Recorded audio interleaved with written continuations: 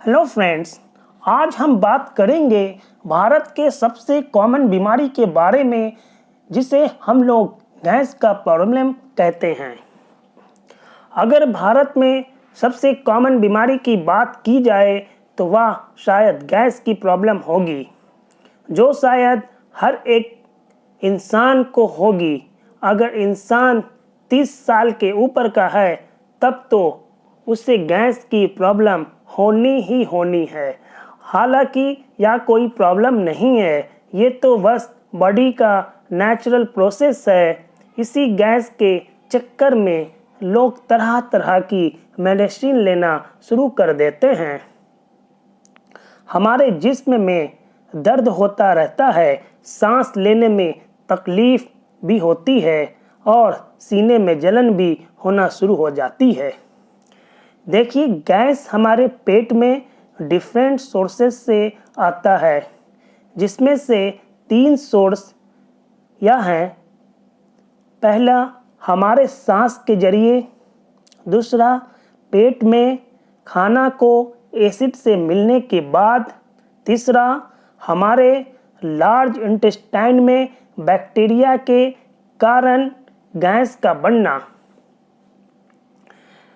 देखिए, जब हम मुंह से सांस लेते हैं, ख़ास तौर पर जब हम पानी पीते हैं, भोजन खाते हैं या जब हम बहुत ज़्यादा बोलते हैं तो हम अपने अंदर गैस को भी इनहेल कर लेते हैं।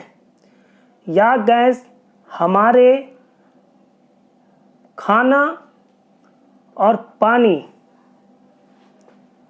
के साथ सीधे हमारे पेट में चला जाता है।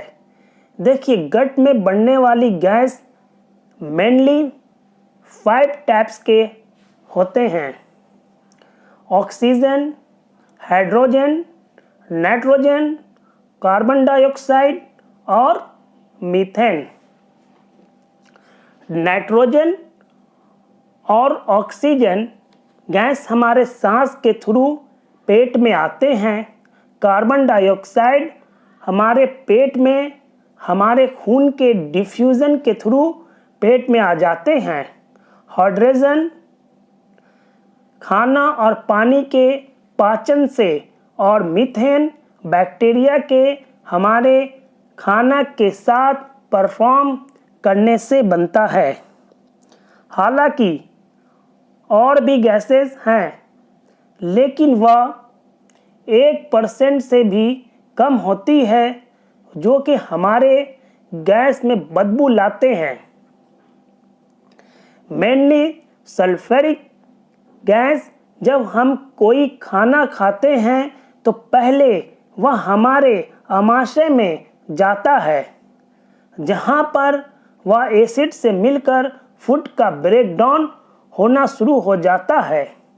और जब ये खाना छोटे छोटे टुकड़े में टूट जाते हैं, उसी वक्त स्टमक गैस की प्रोड्यूस करने लगता है, जो कि ढकार के थ्रू हमारे बॉडी के बाहर आ जाता है।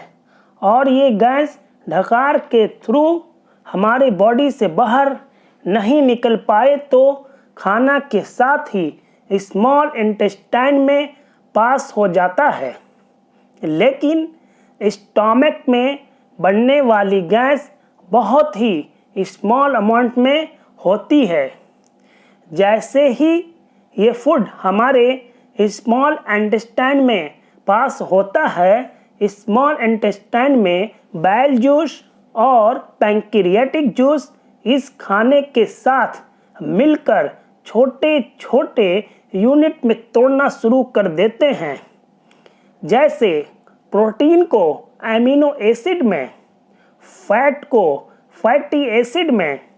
लेकिन जब ये कार्बोहाइड्रेट को पचाने का कोशिश करते हैं तो कार्बोहाइड्रेट के कुछ पार्टिकल स्मॉल इंटेस्टाइन में पूरी तरीके से डाइजेस्ट नहीं हो पाते हैं, इसलिए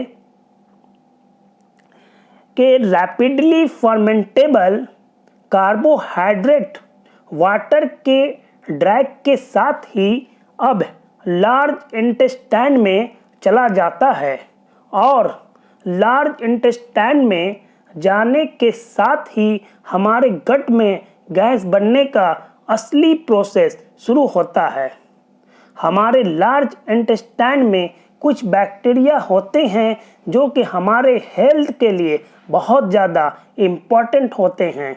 इन्हें हमारे शरीर में गुड बैक्टीरिया के नाम से जाना जाता है। ये बैक्टीरिया क्या करते हैं? जैसे ही स्मॉल इंटेस्टाइन से लार्ज इंटेस्टाइन में कार्बोहाइड्रेट आते हैं, ये इस कार्बोहाइड्रेट को फर्मानेंट करना शुरू कर देती है ताकि लार्ज इंटेस्टाइन में एब्जॉर्ब हो जाए और हमारे बॉडी को हमारे खाए हुए भोजन से पूरी तरीके से पोषण यानी एनर्जी मिल सके। जब ये बैक्टीरिया इन कार्बोहाइड्रेट को फर्मानेंट करते हैं तब ये गैस भी प्रोड्यूस करने लगते हैं और यही वो मेजर गैस होती है जिसे हम गैस की प्रॉब्लम के नाम से जानते हैं। ये बैक्टीरिया हमारे हेल्थ के लिए बहुत ज़्यादा ज़रूरी होता है। या विटामिन बी और विटामिन के का निर्माण हमारे कोलोन में करते हैं। जब बैक्टीरिया के थ्रू प्रोड्यूस की हुई यही गैस हमारे लार्ज इंटेस्टाइन में लार्ज अमाउंट में हो जाती है और खाई हुई फूड से पानी भी हमारे लार्ज इंटेस्टाइन में इकट्ठा हो जाता है, तो ये हमारी लार्ज इंटेस्टाइन को फुला देते हैं। ये फुला हुआ लार्ज इंटेस्टाइन हमें पेट में दर्द सा महसूस कराता है या हमें इरिटेशन सा महसूस करवाता है।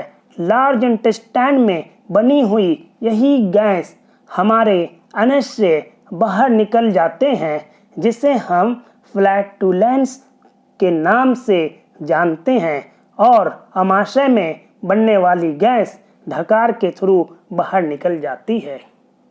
Thank you.